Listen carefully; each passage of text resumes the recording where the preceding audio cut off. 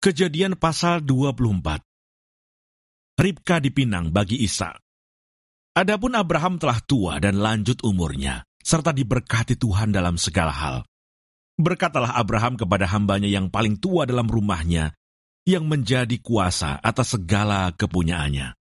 Katanya, "Baiklah, letakkan tanganmu di bawah pangkal pahaku, supaya aku mengambil sumpahmu demi Tuhan, Allah yang empunya langit dan yang empunya bumi, bahwa engkau tidak akan mengambil untuk anakku seorang istri dari antara perempuan Kanaan yang di antaranya aku diam. Tetapi engkau harus pergi ke negeriku dan kepada sanak saudaraku untuk mengambil seorang istri bagi Ishak anakku." Lalu berkatalah hambanya itu kepadanya, "Mungkin perempuan itu tidak suka mengikuti aku ke negeri ini. Haruskah aku membawa anakmu itu kembali ke negeri dari mana tuanku keluar?" Tetapi Abraham berkata kepadanya, "Awas, jangan kau bawa anakku itu kembali ke sana. Tuhan Allah yang empunya langit, yang telah memanggil aku dari rumah ayahku, serta dari negeri sanak saudaraku, dan yang telah berfirman kepadaku, serta yang bersumpah kepadaku, demikian, kepada keturunanmu lah akan kuberikan negeri ini. Dialah juga akan mengutus malaikatnya berjalan di depanmu, sehingga engkau dapat mengambil seorang istri dari sana untuk anakku. Tetapi jika perempuan itu tidak mau mengikuti engkau, maka lepaslah engkau dari sumpahmu kepadaku ini.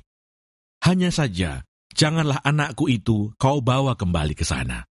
Lalu hamba itu meletakkan tangannya di bawah pangkal paha Abraham, tuannya, dan bersumpah kepadanya tentang hal itu. Kemudian hamba itu mengambil 10 ekor dari unta tuannya, dan pergi dengan membawa berbagai barang berharga kepunyaan tuannya. Demikianlah ia berangkat menuju Aram, Mesopotamia, ke kota Nahor. Di sana disuruhnyalah unta itu berhenti di luar kota, dekat suatu sumur, pada waktu petang hari, waktu perempuan-perempuan keluar untuk menimba air. Lalu berkatalah ia, "Tuhan Allah tuanku Abraham, buatlah kiranya tercapai tujuanku pada hari ini. Tunjukkanlah kasih setiamu kepada tuanku Abraham. Di sini aku berdiri di dekat mata air, dan anak-anak perempuan penduduk kota ini datang keluar untuk menimba air. Kiranya terjadilah begini, anak gadis, kepada siapa aku berkata, 'Tolong miringkan buyungmu itu, supaya aku minum,' dan yang menjawab, 'Minumlah, dan unta-untamu juga akan kuberi minum,' dialah kiranya yang kau tentukan bagi hambamu Ishak. Maka dengan begitu akan ku ketahui bahwa engkau telah menunjukkan kasih setiamu kepada tuanku itu." Sebelum ia selesai berkata, maka datanglah Ribka, yang lahir bagi Betuel, anak laki-laki Milka, istri Nahor, saudara Abraham. Buyungnya dibawanya di atas bahunya. Anak gadis itu sangat cantik parasnya, seorang perawan, belum pernah bersetubuh dengan laki-laki. Ia turun ke mata air itu dan mengisi buyungnya, lalu kembali naik. Kemudian berlarilah hamba itu mendapatkannya, serta berkata, "Tolong beri aku minum air sedikit dari buyungmu itu." Jawabnya, "Minumlah, Tuan." Maka segeralah diturunkannya buyungnya itu ke tangannya, serta diberinya dia minum. Setelah ia selesai memberi hamba itu minum, berkatalah ia, "Baiklah, untuk unta-untamu juga kutimba air, sampai semuanya puas minum." Kemudian segeralah dituangnya air yang di buyungnya itu ke dalam palungan. Lalu berlarilah ia sekali lagi ke sumur untuk menimba air, dan ditimbanyalah untuk semua unta orang itu. Dan orang itu mengamat-ngamatinya dengan berdiam diri, untuk mengetahui apakah Tuhan membuat perjalanannya berhasil atau tidak.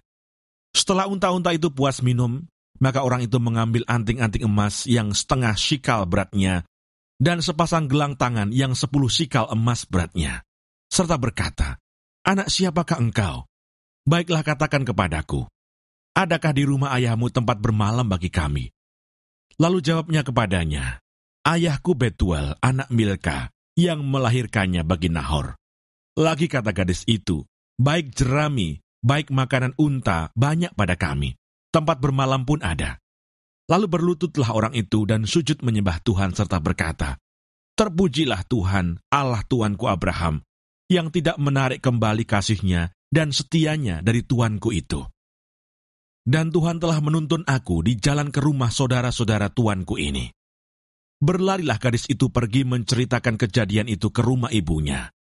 Ribka mempunyai saudara laki-laki namanya Laban.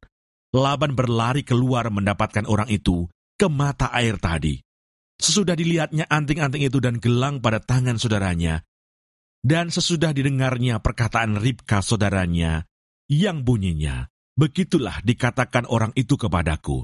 Ia mendapatkan orang itu yang masih berdiri di samping unta-untanya di dekat mata air itu dan berkata, "Marilah engkau yang diberkati Tuhan. Mengapa engkau berdiri di luar? Padahal telah kusediakan rumah bagimu dan juga tempat untuk unta-untamu." Masuklah orang itu ke dalam rumah. Ditanggalkanlah pelana unta-unta, diberikan jerami dan makanan kepada unta-unta itu.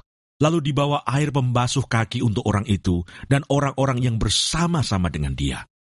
Tetapi ketika dihidangkan makanan di depannya, berkatalah orang itu, "Aku tidak akan makan sebelum kusampaikan pesan yang kubawa ini." Jawab Laban, "Silahkan." Lalu berkatalah ia, "Aku ini hamba Abraham. Tuhan sangat memberkati tuanku itu, sehingga ia telah menjadi kaya. Tuhan telah memberikan kepadanya kambing domba dan lembu sapi, emas dan perak, budak laki-laki dan perempuan, unta dan keledai. Dan Sara istri tuanku itu, sesudah tua, telah melahirkan anak laki-laki bagi tuanku itu. Kepada anaknya itu telah diberikan tuanku segala harta miliknya. Tuanku itu telah mengambil sumpahku, engkau tidak akan mengambil untuk anakku seorang istri dari antara perempuan Kanaan yang negerinya kudiami ini. Tetapi engkau harus pergi ke rumah ayahku dan kepada kaumku untuk mengambil seorang istri bagi anakku." Jawabku kepada tuanku itu, "Mungkin perempuan itu tidak mau mengikut aku." Tetapi katanya kepadaku, "Tuhan yang di hadapannya aku hidup akan mengutus malaikatnya menyertai engkau, dan akan membuat perjalananmu berhasil, sehingga engkau akan mengambil bagi anakku seorang istri dari kaumku dan dari rumah ayahku. Barulah engkau lepas dari sumpahmu kepadaku. Jika engkau sampai kepada kaumku dan mereka tidak memberikan perempuan itu kepadamu, hanya dalam hal itulah engkau lepas dari sumpahmu kepadaku.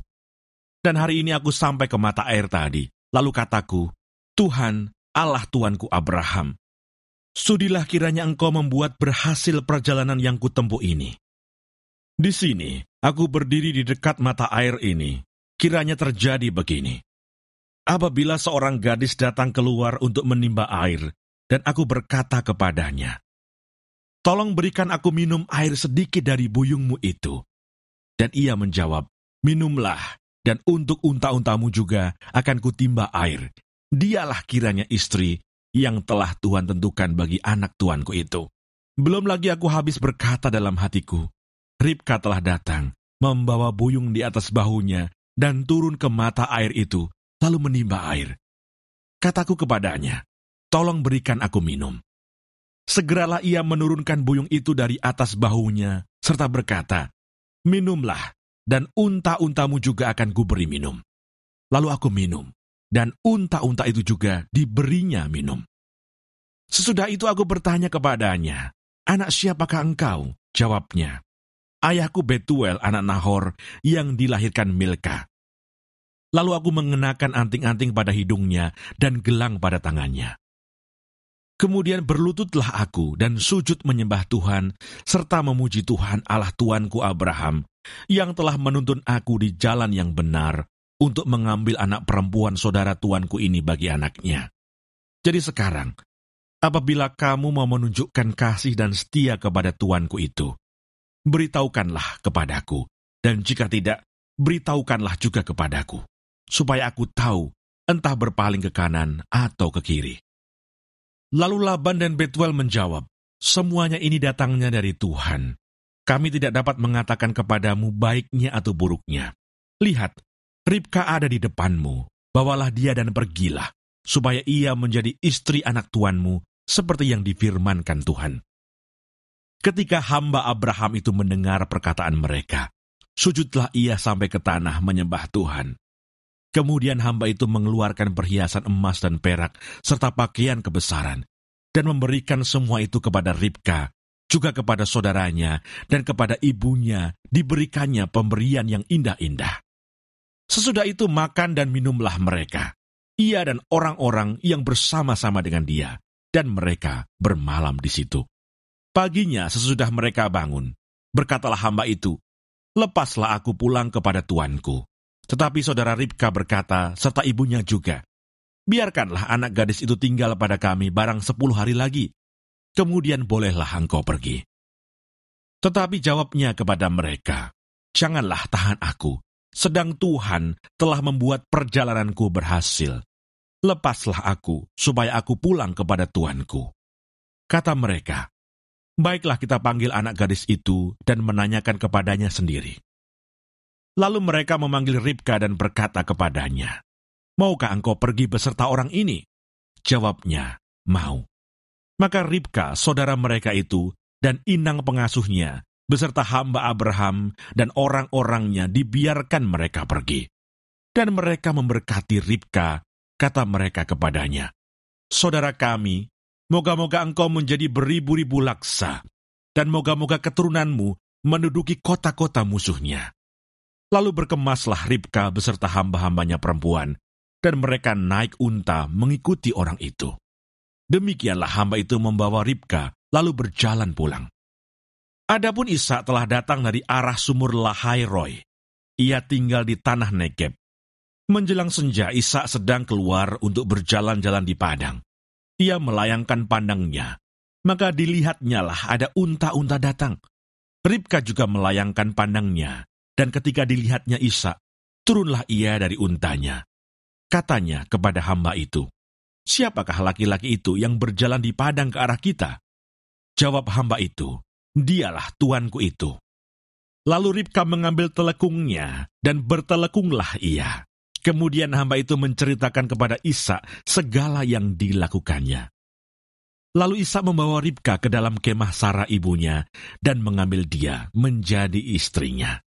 Ishak mencintainya, dan demikian ia dihiburkan setelah ibunya meninggal.